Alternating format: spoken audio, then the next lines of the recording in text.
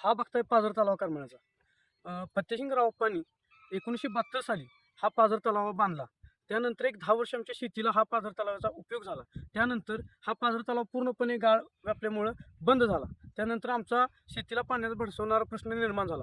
तो तागायत आजपर्यंत कोणीही याकडं म्हणजे हे केलं नाही.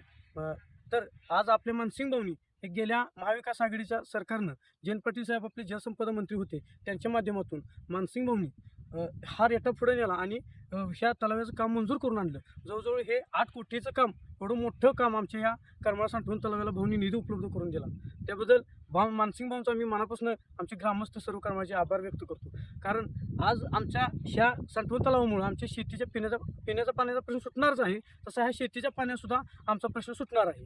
आता वाकुड योजना जी आहे ती खायल्या निम्या क्षेत्राला आमच्या उपयुक्त ठरलेली आहे. मग ती पाईपलाईन इकडे घालायचा भाऊनी घेतलेला आहे, फटा इकडे घेणार म्हणले ती. नंतर ह्या पाझर तलावाचा राहिलेली आसपास क्षेत्राला ह्याचा आम्हाला फायदा होणार आहे. त्यासाठी भाऊंचं खरोखर मनापासून मानसिंग भाऊंचं खरोखर मनापासून आभार मानतो. कारण की त्यांनी आमच्या पाझर तलावाचं सांठवण तलावात रूपांतर केलं. आमच्या भेडसावणाऱ्या प्रश्नाचं, शेतीला पाण्याच्या प्रश्नाचा एक प्रश्न मानसिंग भाऊनी मार्ग लावला. ह्याबद्दल मी भाऊंचं पुन्हा एकदा आभार मानतो.